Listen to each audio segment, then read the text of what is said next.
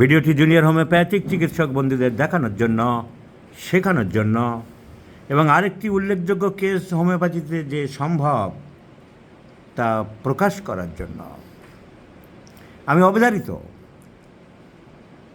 যে হোমিওপ্যাথিতে আরেকটি সাফল্য আমি সবাইকে দেখাতে পারবো এবং একটি 18 বছরের যুবককে সম্পূর্ণ সুস্থ করতে পারব। আজ চেম্বার শেষে আমাদের জুনিয়র ডাক্তাররা ছিল বাংলাদেশ থেকে আগত আমার ডাক্তার বন্ধু জলিল সাহেব। আমরা আলোচনা করছিলাম, এমন সময় হন্তদন্ত হয়ে আসলেন এক ভদ্রমহিলা তার ছেলেকে নিয়ে। উনি ব্যাঙ্গালোর গিয়েছিলেন ছেলের মাথার যন্ত্রণা দেখানোর জন্য, কারণ বাংলাদেশে অনেক হোমিওপ্যাথিক এবং অ্যালোপ্যাথিক চিকিৎসা হয়েছে, কিন্তু ওনার ছেলের মাথার যন্ত্রণা মোটে যাচ্ছে না। উনি হোমিওপ্যাথির চর্চা করেন, হোমিওপ্যাথি কলেজে ভর্তি হয়েছেন নাকি যেন শুনলাম, হোমিওপ্যাথি সম্বন্ধে আইডিয়া আছে, ওনার হোমিওপ্যাথিতে বিশ্বাস আছে এবং আমার ভিডিওগুলি দেখে হোমিওপ্যাথির চিকিৎসার জন্য আমার কাছে আসতে চেয়েছিলেন। তবু সবার চাপে, পারিপার্শ্বিক চাপের জন্য উনি ব্যাঙ্গালোর গিয়েছিলেন যে একবার অন্তত যায়। ব্যাঙ্গালোরে দেখিয়েছেন, তারা ওষুধপত্র দিয়েছে, উনি কিনেছেন, কিন্তু হোমিওপ্যাথিকে তিনি অত্যন্ত ভালোবাসেন। আমার দেখে ভালো লাগলো যে স্যার আমি সব ওষুধ কিনিও নি, আমার মন চাইছে আপনার কাছে আসতে ছেলেকে নিয়ে, তাই আমি এলাম। ওই ছেলের মাথার যন্ত্রণা কী কেস টেকিং করলাম, কী ওষুধ দিলাম বা দিচ্ছি, আমি সেটা দেখাতে চাইছি। এবার এর আগে বাংলাদেশে অনেক ওষুধপত্র দিয়েছে, ওনার মুখ থেকে আমরা জানবো কী ওষুধপত্র খেয়েছে। আমাদের এই কেস টেকিং করেছে আমাদের শামীম, ও একটা ওষুধ চয়েস করেছে। পুরো সময়টাতেই জলিল সাহেব, ওরও মাথায় কী ওষুধ এসছে আমরা দেখব এবং সেই দুটোর ওষুধের মধ্যে আমি রাখবো কি না বা অন্য কোনো ওষুধ দেবো কি না সেটা এই ভিডিওতে দেখাতে চাইছি। অত্যন্ত ইন্টারেস্টিং ভিডিও। ছেলে এবং মা দুজনে ওরা মুখ দেখাতে চাইছে না, আমি দেখিয়ে দিচ্ছি শুধু চেহারাটা কীরকম। এই ছেলেটি হ্যান্ডসাম চেহারা, ও কতটা লম্বা চওড়া, ফসফরাসের মতন দেখতে। সেই হিসেবে ফসফরাসও দিয়েছে বাংলাদেশের ডাক্তাররা আর অন্যান্য চিন্তাভাবনা করে। ফসফরাসের কিছু সিমটম ওরা আছে। এই হলো মা, দুজনের কাউকে আমি মুখ দেখাচ্ছি না, আমি ওদের ভয়েসগুলো শুধু নেব। আমি ওদের যে চাক্ষুষ প্রমাণ দেখিয়েছিলাম এসেছে, আমি কেসটা পড়ে শোনাচ্ছি। কেসটা হলো, এই ছেলের বয়স, ওদের নামধামগুলো চাপা দিয়ে দিই, মোবাইল নাম্বারগুলো। অনেকে এইখান থেকে আমার মোবাইল নাম্বার নিয়ে আবার এখানে ওখানে ফোন করে। একটু আমার অসাবধানতা হয়ে গেলেই বিভিন্ন রকম মানুষ আছে। তো এই ছেলের মাথার যন্ত্রণা 9 মাস ধরে চলছে, 8 মাস 9 মাস। তুমি ভিডিওটা শুনছো, কোনো ভুল টুল হলে বলবে, এখানে দাঁড়াও, তোমার মুখ দেখা যাবে না, ভয়েসটা যাতে ভয়েসটা পেতে পারি। ওর মাকে দাঁড়াতে বললাম যে মুখ তো আমি দেখাবো না, কিন্তু ভয়েসটা পেতে পারি। 8-9 মাস ধরে চলছে মোটামুটি এই মাথার যন্ত্রণা। আর এই 8-9 মাস ধরে একজন সন্তানের মা হিসাবে তুমি দৌড়াদৌড়ি ছুটোছুটি করছো এবং চিন্তা ভাবনা করছো, তাই তো ঘটনা 8-9 মাসের মতো হয়েছে। এই যন্ত্রণাটা ও বাচ্চা বললো আমাকে যে ডান দিকেই বেশি হয়। বাচ্চা দাঁড়াও, তোমার যন্ত্রণা মাথার কোন দিকটাই বেশি হয়, ডান দিক কি বাম দিক? ডান দিকে বেশি হয়। তাহলে আমাদের কেস টেকিং যে ফর্মুলা আমি শিখিয়েছি, আমাদের এখানে যারা থাকছে সবসময়, এই শামীম ফটর করছে, অথচ আমার ফর্মুলায় কেস টেকিং করছে না। তাহলে কী শিখছে এরা? আমি কেস টেকিং বারবার শিখিয়েছি যে মেন কমপ্লেন হলে তার কজেশান, প্রথম কথা ডিউরেশান, কতদিন হচ্ছে, কেসটা কত কঠিন বা কতদিনের পুরানো আমরা এটা দেখতে চাইব। তা ডিউরেশান লিখে নিই, আমাকে লিখতে হলো 8-9 মাস, তাহলে ভুল। কজেশান কারণ কি? কারণ একটা রোগীদের কাছ থেকে জানার চেষ্টা করব, সেই কারণের উপরে ওষুধ দিতেও পারি, নাও দিতে পারি, কিন্তু সব অনেকগুলো সিমটমের মধ্যে তো কারণ একটা সিমটম, সেটা জানার চেষ্টা করতে হবে। কারণ জানার চেষ্টা করেনি। লোকেশান, কোন দিকে হয়, কোথায় আরম্ভ হচ্ছে, কোন দিকে যাচ্ছে, লোকেশান অ্যান্ড এক্সটেনশান। কোনো জায়গায় আরম্ভ হলে সেইখানে থাকছে না ছড়িয়ে যাচ্ছে, অন্য দিকে যাচ্ছে, তাই বলা হয় location with its extension or radiation, সেটা জানতে হবে, সেটা জিজ্ঞাসা করেনি। মডালিটি এবারে জিজ্ঞাসা করতে হবে অ্যাগ্রাভেশন অ্যান্ড অ্যামিউলেশন। অ্যামিউলেশন দুটো পয়েন্ট ঠিকই লিখেছে, যে চাপলে কমে এবং ঠান্ডা সেঁক দিলে ছেলেটির কমে। আমাদের যে ডাক্তার লিখেছে তোমার মাথা ব্যথা চাপলে কমে এবং ঠান্ডা কিছু লাগলে কমে, একথা ঠিক? একথা ঠিক? হ্যাঁ, একথা ঠিক। তাহলে চাপলে কমে এবং ঠান্ডা সেঁক দিলে কমে। তাহলে মাথার যন্ত্রণা 8-9 মাস ধরে হচ্ছে, মাথার ডান দিকে বেশি হয়, চাপলে কমে, ঠান্ডা সেঁক দিলে বা প্রলেপ দিলে কমে। এবারে কারণ জানার চেষ্টা করব। কারণ এই ছেলে আমাদের জিজ্ঞাসা করেনি, আমি কারণ যা জানলাম, ওর একটা হেড ইঞ্জুরি হয়েছিল। কতদিন আগে হয়েছিল হেড ইঞ্জুরিটা? 4 বছর আগে। 4 বছর আগে হেড ইঞ্জুরি হয়েছিল, কিন্তু তখন তো মাথার যন্ত্রণা হয়েছিল বললো, কিন্তু তারপরে আবার ঠিক হয়ে যায়। প্রথম কিছুদিন হয়েছিল, অল্প হয়েছিল, কিন্তু তারপরে আর হয়নি। তারপরে আবার নতুন করে 8-9 মাস ধরে মাথার যন্ত্রণা। তখন কি ডান দিকেই হতো? না, তখন বাম দিকে হতো। তখন বাম দিকে হতো, কিন্তু 8-9 মাস ধরে তুমি ডান দিকে দেখছো। তাহলে তখন হয়েছিল, তাহলে হেড ইঞ্জুরি একটা হয়েছিল। কী করে ইঞ্জুরিটা হয়েছিল? বাইক অ্যাক্সিডেন্ট হয়েছিল, পড়ে গিয়েছিলে। মাথায় হেলমেট ছিল, তার সত্ত্বেও লেগেছিল। হেলমেট ছিটকে বেরিয়ে গিয়েছিল। হেলমেটের যে কাঁচ ছিল ওটা চোখের মধ্যে ঢুকে গেছে। হেলমেটের কাঁচ চোখে লেগেছিল, তাহলে ইঞ্জুরি চোখের হয়েছিল, মানে ফ্রন্টাল লোব অফ দ্য ব্রেনে হয়েছিল। তাহলে হেড ইঞ্জুরি আমরা ধরতে পারি। তখন অল্প হয়েছিল, মাঝখানে আবার ছিল না, আবার 7-8 বছর পরে, না 4 বছর পরে, আবার 4 বছর পরে আরম্ভ হলো। তাহলে আমাদের লিখতে হবে history of head injury 4 years back.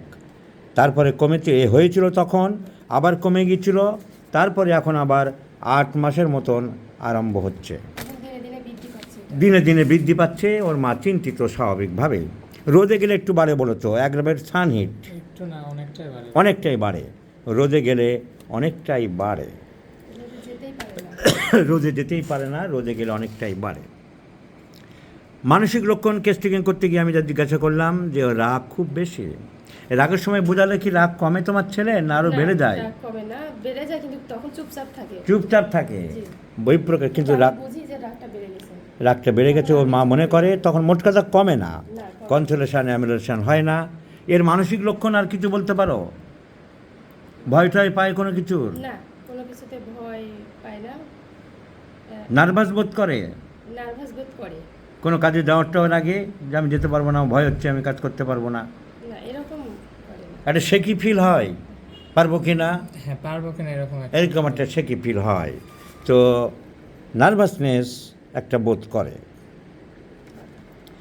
Desire for cold bath, চান করতে খুব পছন্দ করে, ঠান্ডা জলে চান করে, খাবার দাবার ঠান্ডা পছন্দ করে, এমনকি খুব শীতের দিনেও ঠান্ডা পানিতে ও গোসল করতে চায়।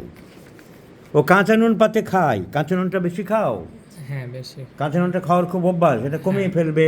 কাঁচা নুন প্রচুর খায়, কনস্টিপেশন ভাব আছে, মুখ দিয়ে মাঝে মধ্যে লালা পড়ে, আর ঘামে খুব গন্ধ আছে, এবং হাতের তলা পায়ের তলা খুব ঘামে। তো এই হলো ওর মেয়ের সিমটম পাওয়া গেল। কী ওষুধ সিলেকশন করেছো? ন্যাট্রামিওর। জলিল সাহেব কী ওষুধ ভাবছো?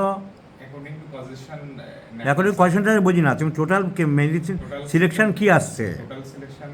কজেশনে জোর দিচ্ছ ন্যাট্রাম সাল। তাহলে আমাদের দুজন হোমিওপ্যাথিক ডাক্তার, একজন ন্যাট্রাম সাল চয়েস করলো, আর একজন ন্যাট্রামিওর।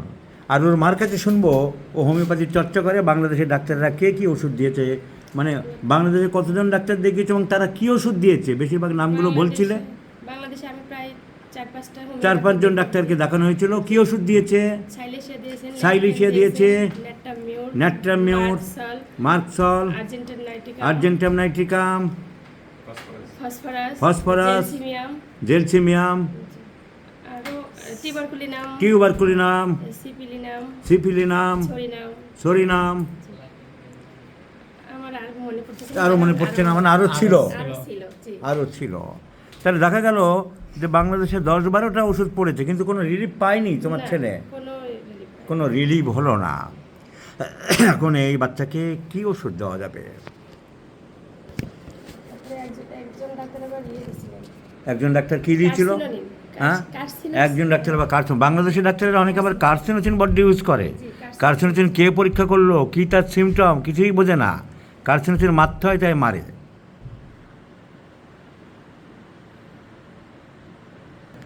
আর একটা কী বললে লাস্ট, কী যেন দিয়েছে? স্ট্যাপিসেগ্রাও লাস্ট পড়েছে। তাহলে স্ট্যাপিসেগ্রা পড়েছে, ন্যাট্রামিওর পড়েছে, টিউবারকুলিনাম পড়েছে, কার্সিনোচিন পড়েছে, জেলসিমিয়াম পড়েছে, ফসফরাস পড়েছে, এইসব ওষুধ পড়েছে। সাইলিশিয়া পড়েছে, আর ল্যাকক্যানাইনাম পড়েছে। এতগুলো ওষুধ পড়েছে। So the correct medicine is acid ফসও পড়েছে, ফসফরিক অ্যাসিডও পড়েছে। একেবারে ছবির মতন সিলেকশন ইজ সাইলিশিয়া। সাইলিশিয়া বললো একজন ডাক্তার দিয়েছে নাকি কে, কিন্তু সে হয়তো ধৈর্য রাখেনি বা তার অত সাইলিশিয়ার ডেপথ নেই। সাইলেন্সের 200 দিছিল। সাইলিশিয়া যে বসে থাকতে হবে সেই বোধ নাই। ন্যাট্রাম সাল বলেছ কজেশনের উপরে, ভুল বলছি না, কিন্তু কজেশনের উপরে ন্যাট্রাম সাল আমাদের এই সব ওষুধে যদি কখনো প্রয়োজন হয় আমরা আরেকবার ন্যাট্রাম সালপে আসতে পারি। কিন্তু তখন হয়েছিল, তারপরে মোটামুটি মিলিয়ে গেছে, আর অনেক দিন পরে হলো। কিন্তু এখন আবার দেখছি টোটালিটি যা আসছে, আমরা সেই টোটালিটি যাব। টোটালিটির মধ্যে কজেশন একটা, একদম কজেশনের পর থেকে যে পরপর চলছে সেই গুরুত্বটা আমরা কজেশনে দিতে পারছি না, কারণ তার ছেড়ে গিয়েছিলো, কমেছিল, আবার আরম্ভ হচ্ছে। তাই এখনকার যে সিমটম অনুযায়ী ওষুধ আসছে সেটা যদি ফেল করে বা কোনো অসুবিধা হয় তখন আমরা আবার কজেশনের উপরে ন্যাট্রাম সাল্প আরেকবার ভাবতে পারি। ন্যাট্রামিউর আগে অনেকবার দেওয়া হয়েছে, কাজ খুব একটা কিছু হয়নি। আমাদের এই ডাক্তারও ন্যাট্রামিউর ভেবেছে। ন্যাট্রামিউর ভাবাটা খুব অন্যায় নয়, কারণ ন্যাট্রামিউর অনেক সিমটম আছে। ন্যাট্রামিউরের মতো লবণ খায়, ন্যাট্রামিউরের মতো কনস্টিপেশন আছে, ন্যাট্রামিউরের মতন ঘাম বেশি আছে, ন্যাট্রামিউরের মতন রাগ বেশি আসে। রাগের সময় বোঝালে খুব একটা রাগ কমে না। ঠান্ডা জলে গোসল করতে বা চান করতে খুব ভালোবাসে, ঠান্ডা খাবার খেতে ভালোবাসে, রোদে গেলে মাথার যন্ত্রণা বাড়ে, তারপর কারোর সঙ্গে মিশে না, একা একা থাকে। কারোর সাথে মেশে না, একা একা থাকতে চায়। তো ন্যাট্রামিউরের প্রচুর সিমটম আছে। তো ন্যাট্রামিউর কত দিয়েছিল ডাক্তারেরা ওখানে? 01 01 একবারই দিয়েছিল, জি 0/1 দিয়েছিল। 0/1 দিয়েছিল। ন্যাট্রামিউর দিয়েছিল, লেখা আছে তো, এই সাইড দিয়েছিল। লেখা আছে। হ্যাঁ, এই যে এটা। তাহলে ন্যাট্রামিউর একবার দিয়েছিল 0/1। 1 আর 2 মনে হয় নাকি, দেখেন তো 2 দিছিল। এই ডাক্তারবাবু দিয়েছিল। ন্যাট্রামিউর 0/2 দিয়েছিল।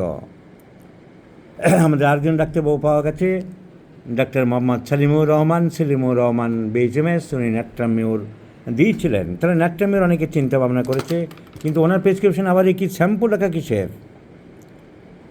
মাথার জন্য কোনো শ্যাম্পু দিয়েছিল? খুশকি হয়েছিল এই যে। মাই গড, আবার উনি শ্যাম্পু দিয়েছেন। ন্যাট্রামিউরের কাজ হয়নি, পরে আবার এই যে মাছ সল মনে হয়। ঠিক দিক পরে, সেটা পরে কথা নয়, কিন্তু হোমিওপ্যাথিক BHMS পাস করে আবার ন্যাট্রামিউর দিয়ে তার সাথে শ্যাম্পু, এটা তো আমার কাছে খুব বিসাদৃশ্য লাগলো এই ডাক্তারবাবুর প্রেসক্রিপশান। মুখে লালা পড়ে এই জন্য পেস্ট দিয়েছিল, ওখানে একটা পেস্ট। মুখ দিয়ে লালা পড়ে তার জন্য টেস্ট দিতে হয়। এখন আমি বুঝিয়ে দিচ্ছি সাইলিশিয়া কেন। ছবির মতন সাইলিশিয়ার পিকচার। মাথার যন্ত্রণা আরম্ভ হচ্ছে মাথার পিছন থেকে। Headache begins from the nape of neck and coming forward, সামনের দিকে চলে আসছে, and finally settles in the right eye. Silicea and Sanguinaria Canadensis, এইগুলো আমার রেপার্টরি বই বেরিয়ে গেলে দেখা খুব সুবিধা হবে। এই যেমন আমার পেন রেপার্টরি আমি নিজেও দেখলাম এক্ষুনি। এই যে আমার পেন্স রেপার্টরি, পেন্সের মধ্যে সব ভাব থাকবে ABCD করে, সঙ্গে সঙ্গে হেডে চলে যাব। হেড, আই জবাব or over the eyes, Silicea is in the first grade, Natrum mur সেখানে থার্ড গ্রেডে আছে। সো মাথার যন্ত্রণা begins from the nape of neck, ঘাড়ের দিক থেকে আরম্ভ হচ্ছে এবং মাথার সামনের দিকে চলে আসছে। The important medicines to Silicea and Sanguinaria Canadensis, পুরো মাথায় হয়ে যাচ্ছে। পুরো মাথা ধরে সামনে আসছে। নাম্বার টু, তাহলে আমরা বিগিনিং অফ দ্য হেডেক পেয়ে গেলাম। নেপ অফ নেক, ঘাড়ের পিছন থেকে। ফাইনালি সেটেলস পেয়ে গেলাম। Finally settles over the or above the right eye, Silicea and Sanguinaria. Right সাইডের অ্যাগ্রাভেশন, সঙ্গে সঙ্গে আমার রেপার্টরি অ্যাগ্রাভেশন বের করব। আমার টেবিলে থাকবে এই সমস্ত অ্যাগ্রাভেশনস রাইট, এর সাথে মেলাবো right side aggravation Silicea cover করছে কিনা। Right aggravation Silicea. So, right side aggravation, silicea. Headache begins from nape of neck, silicea. Headache settles finally above the right eye, silicea. Number 3, ঘাম বেশি। হাতের তলা পায়ের তলা ঘাম বেশি। হাতের তলা পায়ের তলায় ঘাম বেশি, দুটো মেন ওষুধ হলো সিপিয়া অ্যান্ড সাইলিশিয়া। কিন্তু পায়ের তলার ঘামে খুব বেশি গন্ধ, দুটো মেন ওষুধ হচ্ছে nitric acid and silicea. So পায়ের তলায় ঘাম খুব গন্ধ। Stand up. তোমার ছেলে মোজা টোজা খুললে পায়ের তলার ঘামে খুব গন্ধ পাও? জি গন্ধ। একদম শিওর? জি। সো পায়ের তলার ঘামে খুব গন্ধ। Next, constipation. Silicea is a constipated remedy. Next important symptom, ঠান্ডা খাবার খেতে ভালোবাসে। সাইলিশ এমনকি বললো বাচ্চা যে শীতকালেও আমি ঠান্ডা খাবার খেতে ভালোবাসি। Stand up. তুমি এই কথা বলেছো একটু আগে, কি বলেছ? শীতকালেও ঠান্ডা খাবার দাবার গরম ভালোবাসো কি ঠান্ডা ভালোবাসো? তোমাকে আমি জিজ্ঞাসা করে তুমি বললে আমি ঠান্ডা ভালোবাসি। নট অনলি দ্যাট, শীতকালেও আমি গরম খাবার খেতে চাই না। কোল্ড ড্রিঙ্কস কিংবা ফ্রিজের এগুলো খেতে হবে। So desire for cold drinks is a very very peculiar symptom of Silicea. Peculiar কেন? peculiar এই কারণে Silicea is a chilly patient, তার শীত বেশি, কিন্তু তবু সে ঠান্ডা। ওর শীত বেশি কিনা আমি জানি না, অত বেশি, কিন্তু Silicea ঠান্ডা খাবার খেতে ভালোবাসে। So these are the symptoms of Silicea. Now pressure amenorrhoea repertory দেখে নিলাম, Silicea আছে।